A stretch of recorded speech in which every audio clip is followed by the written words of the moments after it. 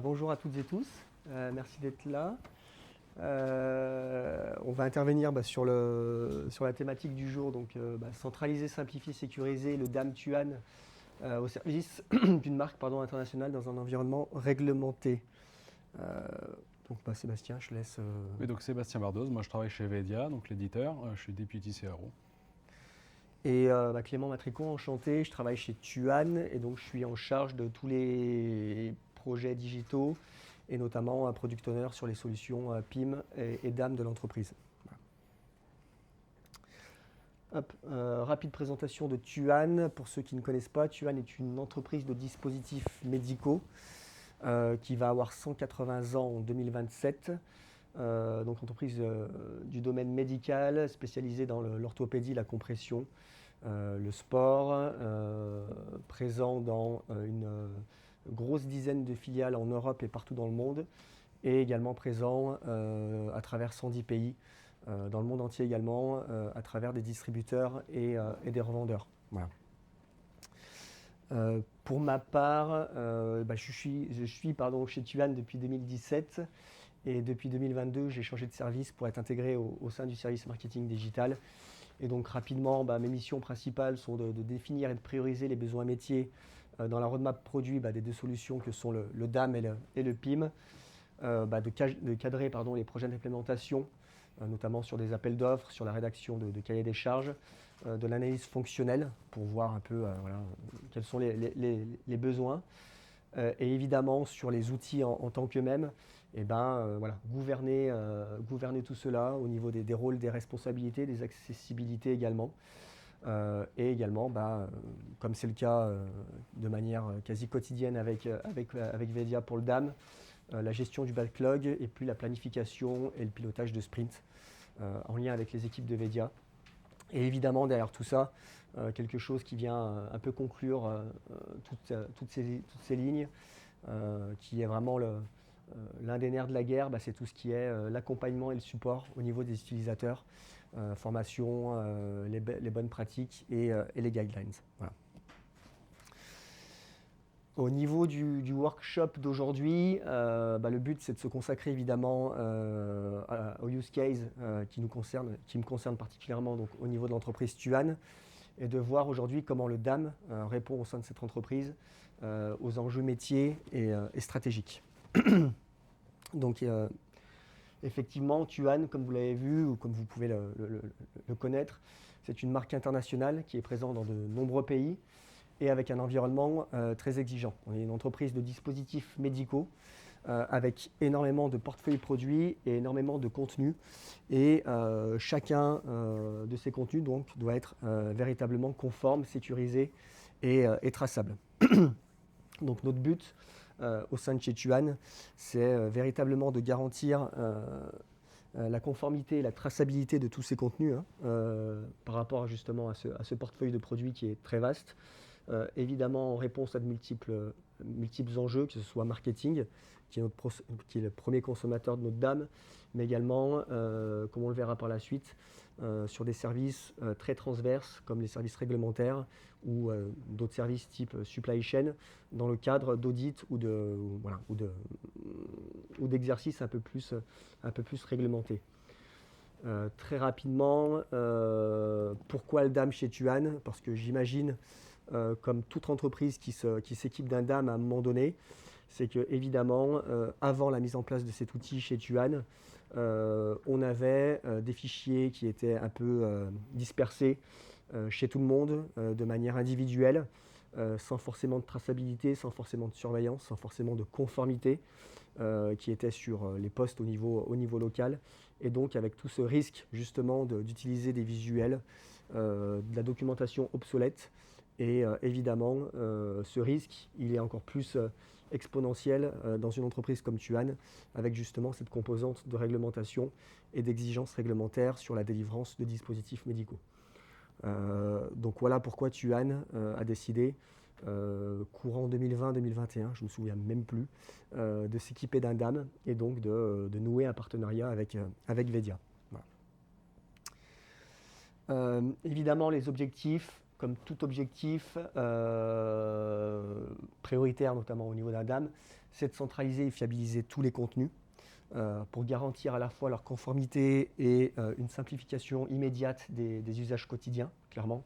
Alors là, c'est un peu le cercle vertueux du DAM, où en fait, à partir de gouvernance et de fiabilité, eh ben, on arrive à faire de cet outil vraiment quelque chose à la demande, de très sûr, de très fiable, qui permet du gain de temps et de l'autonomie, et qui, grâce à ça, devient indispensable et utile pour l'ensemble des utilisateurs. Et donc, le cercle, évidemment, se reproduit à chaque fois. Évidemment, donc simplifier les besoins, que ce soit internes, mais également externes. C'est l'outil central pour assurer évidemment l'homogénéité de la marque et pousser les contenus sur nos applications et sites à l'externe, comme on va le voir par la suite, avec comment le DAM Tuan s'intègre dans l'écosystème de Tuan dans sa globalité. Voilà.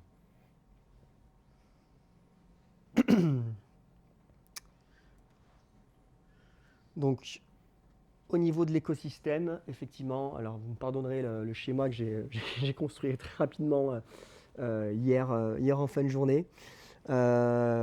Donc, effectivement, comment ça se passe?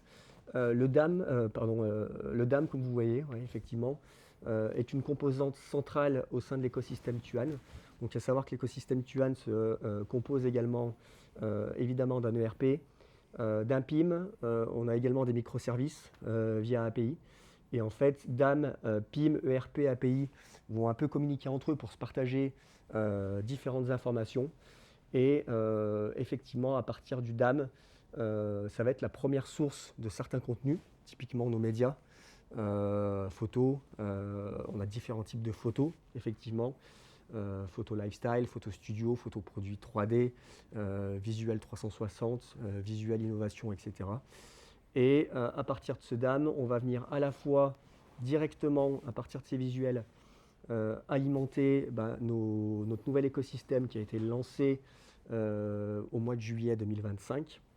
Donc, qui est un nouvel écosystème B2C, mais qui est aussi une passerelle vers à la fois la partie corporate et également la partie professionnelle, donc professionnelle de santé B2B de Tuan. Donc effectivement, c'est à partir des contenus qui sont issus du DAM qu'on affiche ces médias dans ces nouveaux écosystèmes, avec un ranking et un choix de visuel qui est bien spécifique, avec en position 1 un certain type de photo, en position 2 un certain type de photo, etc. etc. Donc ça, c'est évidemment à l'aide des métadonnées et de certains mots-clés dans le DAM. Et effectivement, le DAM communique aussi avec notre PIM, où il va effectivement faire remonter certaines documentations, à la fois, encore une fois, les visuels, mais cette fois-ci, ces visuels sont concentrés dans le PIM et depuis le PIM sont redirigés vers nos plateformes de commande B2B ainsi que vers les plateformes qui sont utilisées par les commerciaux, donc Tuan Partner pour le B2B et Tuan Expert pour les commerciaux. Et à partir du DAM, on fait également remonter certaines documentations, notamment les notices sur le PIM, pour que ces notices soient également affichées. Alors, pour les notices, elles sont à la fois ensuite redirigées vers le B2B, mais également vers le B2C à partir du PIM. Voilà. Donc tout ça pour montrer quoi? Pour montrer évidemment que désormais le DAM, c'est vraiment une brique clé du nouvel écosystème et on l'espère dans le futur d'énormément d'autres canaux de diffusion. Voilà. Et ça permet évidemment, à partir d'une source centrale de vérité, comme on souhaite que ce soit cet outil, de garantir une homogénéité dans l'ensemble des sites et au niveau de l'image de marque pour une meilleure expérience utilisateur, évidemment. Voilà. Et même si ça paraît logique, c'est évidemment un gage de qualité du contenu, puisque à partir d'une source unique, on alimente toutes nos plateformes et on sait que la base est commune. Donc c'est vraiment là-dessus qu'on voit que le DAM est vraiment, comme son nom l'indique, le titre de la slide, le pivot d'un écosystème interconnecté. On veut surpasser cette notion de fonction primaire, de visualisation de téléchargement, et vraiment mettre le DAM comme pierre angulaire d'un système au sein d'une entreprise. Voilà. Donc là, voilà, c'était un peu aussi pour montrer un peu toute la transversalité du DAM chez Tuan. C'est évidemment un point de connexion entre besoins internes et externes. Alors évidemment, je vous ai mis un peu une liste exhaustive qu'on reverra par la suite avec certaines captures d'écran de tous les services qui sont consommateurs de la donnée et des médias du DAM Tuan. Donc évidemment, la majorité des consommateurs restent en interne. J'ai plus les chiffres, mais je crois qu'à peu près 70% des vues sont faits en interne. Et évidemment, les 30% restants sont faits par nos clients externes qui ont accès aux DAM. Voilà. Donc évidemment, les consommateurs principaux sont le marketing et la communication pour tout ce qui est présentation, support promotionnel, etc. Évidemment, le design studio. Pour information, chez Tuan, on a un design studio en interne composé d'équipes d'infographistes, graphistes et qui donc utilisent quotidiennement le DAM, soit pour des sources d'inspiration, soit aussi pour des zones d'échange à l'aide des boards avec des agences externes pour partager du contenu, etc. Donc ça, c'est vraiment les 2 consommateurs principaux du DAM au sein de Tuan. Et ensuite, c'est là où on voit que ça ne se limite pas à ça et que le DAM n'est pas un outil isolé parce que ça va venir servir de nombreux autres services au sein de l'entreprise, que ce soit la supply, la R&D, les services réglementaires. Chacun à son niveau va se servir du DAM pour répondre à ses besoins. Et évidemment, on a aussi des comptes externes qui sont évidemment approuvés, validés avec les bonnes personnes et qui viennent sur le DAM pour avoir cette source de données unique, conforme, sécurisée et donc permettre d'enregistrer leurs produits grâce à la documentation qui leur a permis d'avoir accès. Voilà. Effectivement, alors je pense que j'ai un peu le temps. Tout ça, ça montre aussi quoi? Ça montre que notre DAM, on a des typologies d'assets qui sont assez divers et éclatés. On n'a pas uniquement des médias de type vidéo et photo, comme ça peut être, évidemment, c'est la majorité des assets, mais on va retrouver aussi énormément de typologies de documents, toute cette documentation réglementaire dont je parlais, déclaration de conformité, fiches techniques pour l'enregistrement des produits dans les pays, également tout ce qui est notice, packaging, mais on va retrouver également nos études cliniques, des fiches de mesure, des vidéos et d'autres supports promotionnels et nos catalogues. Donc on a un large panel de typologies de documents. Et c'est pour ça qu'on retrouve cette transversalité au niveau des services qui sont consommateurs. Voilà. Pour aussi appuyer cette notion de transversalité et de connexion, il y a une fonctionnalité qui est très utilisée au sein du DAM Vedia par Tuan, qui sont l'utilisation des boards, autant au niveau interne que pour le partage, soit à des clients externes qui ont accès aux DAM, soit à des clients externes qui n'ont pas accès aux DAM. Ces boards sont vraiment plébiscités et permettent vraiment, comme on le souhaite grâce à un DAM, de rester vraiment au sein d'un seul et même outil et donc de permettre, à partir d'une base conforme, sécurisée, d'échanger et de pouvoir travailler en collaboration. Voilà.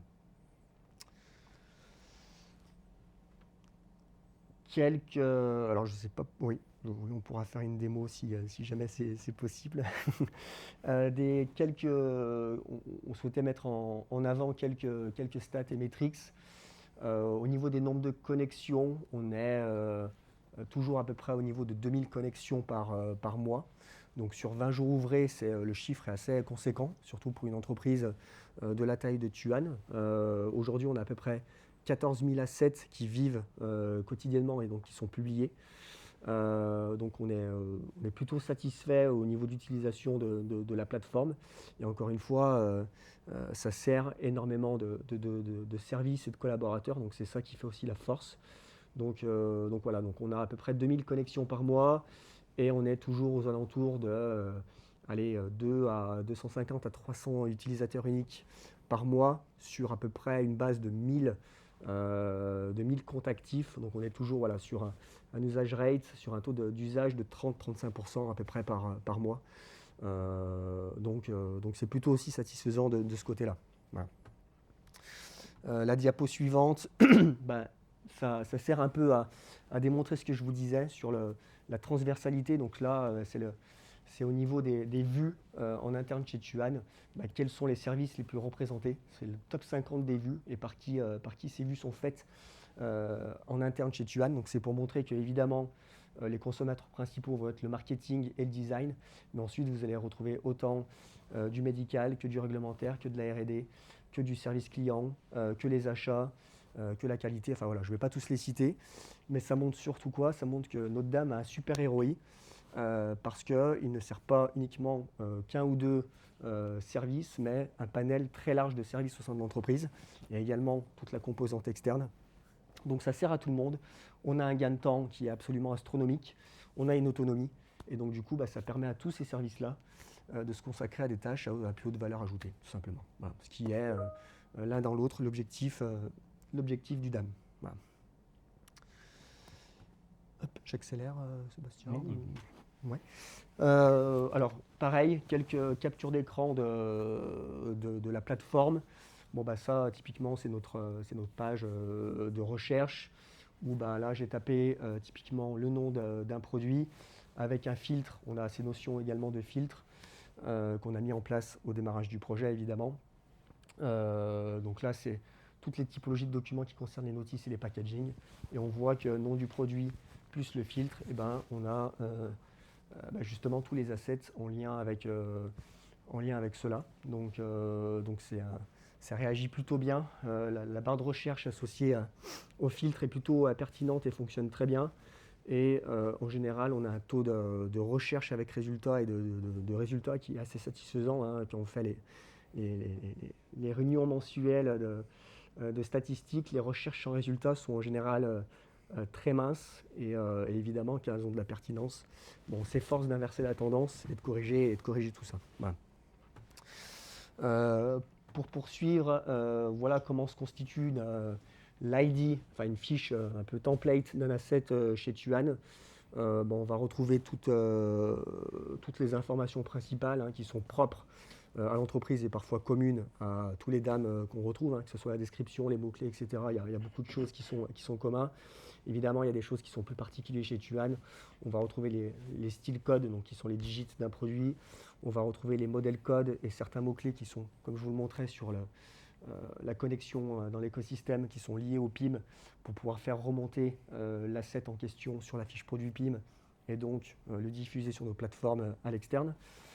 Et puis ensuite, on va évidemment retrouver toute cette composante de droits d'utilisation et de conditions d'utilisation qui sont super importantes, évidemment, quand on est en face d'un média, donc d'une photo, et évidemment encore plus quand on est sur le secteur du réglementaire et du dispositif médical. Donc voilà, on va retrouver à la fois le copyright et les conditions d'utilisation, c'est-à-dire la géographie sur laquelle on peut l'utiliser, la date de fin d'utilisation et évidemment les supports sur lesquels on peut l'utiliser. Donc ça, c'est toutes des choses qu'on met en avant. Et quand on vient télécharger l'asset, on a évidemment un disclaimer où pour télécharger, on est obligé de cliquer sur ce disclaimer qui engage la personne qui télécharge à respecter ces conditions d'utilisation qui lui sont d'ailleurs rappelées dans le mail de notification, quand elle reçoit son mail de notification qui lui rappelle ce qu'elle vient de télécharger. Voilà. Et je me suis permis de mettre cette slide qui est justement comment on utilise nos boards. On utilise nos boards pour le moment de manière très primaire, mais ça sert beaucoup. Évidemment, ces boards, ça nous permet justement dans le cadre d'opérations ou de campagnes de mettre tous les assets en lien justement avec le sujet et les thématiques pour que quand on transfère ou quand on donne à voir ces éléments, le destinataire a uniquement ce dont il a besoin. Donc on va retrouver autant du support promotionnel que de la vidéo, que de l'image lifestyle, que la notice, etc.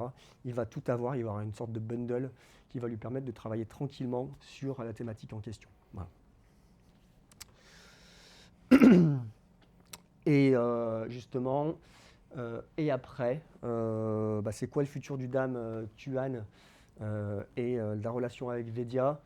Avant de commencer par le et après, juste peut-être un mot sur qu'est-ce qu'on aurait fait différemment aujourd'hui avec le recul. Peut-être une analyse fonctionnelle un peu plus poussée, une préparation du projet un peu plus poussée, comprendre les besoins, les interactions avec la donnée, quel collaborateur a quelle relation avec la donnée au sein de Tuan, peut-être également préparer plus tout ce qui est métadonnées, indexation, etc. Structure des métadonnées, comment on les souhaite, est-ce qu'on veut des arborescences, est-ce qu'on veut des thésaurus, est-ce qu'on veut des listes déroulantes, etc. C'est des choses, je pense, qui n'ont pas été assez abordées en interne au démarrage. Mais bon, c'est, je pense, le quotidien de tout projet. Et si ça avait été parfait, c'est soit qu'on n'avait pas été assez loin, soit qu'on était des génies. Donc, donc voilà. Donc voilà sur ce qu'on aurait fait différemment.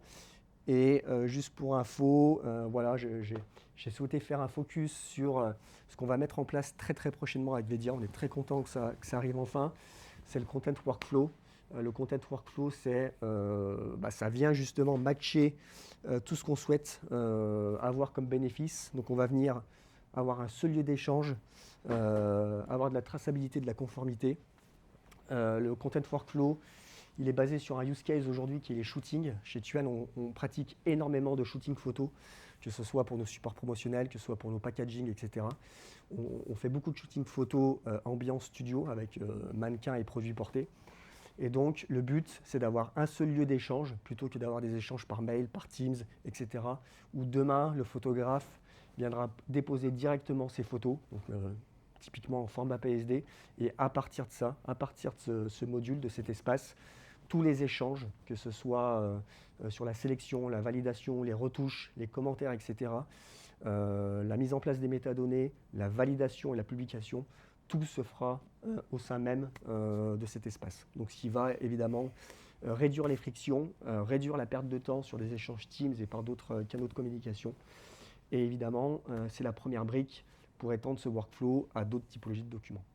Pack, notice, demain, support professionnel, etc. Voilà. Et donc ça, j'y insiste pas trop, hein. Évidemment, comme toute entreprise, on a une roadmap, mais au-delà de la roadmap et de vous détailler tout ça basiquement, ce qu'il faut garder en tête, c'est que voilà, le but, c'est qu'on a un engagement continu à vouloir faire évoluer notre DAM. Le Content Workflow, c'est uniquement un cas de départ, hein, c'est un use case de départ qu'on souhaite évidemment incrémenter et alimenter au fur et à mesure. Voilà. Voilà. Rien de spécificité, c'est juste bien garder en tête que tous ces développements sont faits toujours dans la même optique, centraliser la donnée au même endroit pour avoir de la traçabilité, de la conformité et s'éviter des canaux de diffusion parasites où on n'a pas le contrôle dessus. Voilà, tout simplement. Donc moi, j'ai fini pour ma partie. Donc, Quelques mots sur Vedia. Donc, la spécificité de Vedia et notre motto, c'est un DAM qui s'adapte à vous. On l'a vu dans le cas de Tuan et sur d'autres de nos clients. Notre objectif, c'est vraiment de s'adapter au cas d'usage, aux besoins et aux spécificités du métier de chacun de nos clients. Même si parfois on travaille dans des secteurs d'activité qui sont équivalents, on le voit, on travaille par exemple entre Bonduel et puis Savencia qui fait du fromage, c'est très proche, mais finalement chacun a sa petite spécificité et nous on se fait fort de fournir une solution qui vraiment s'adapte à ces différents besoins.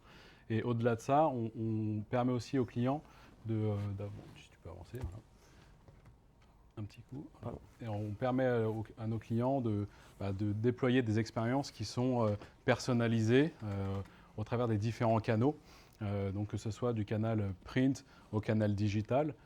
On offre des outils de localisation qui permettent, par le biais de templates, de permettre une conservation de l'identité de marque tout au long de l'expérience fournie à leurs propres clients.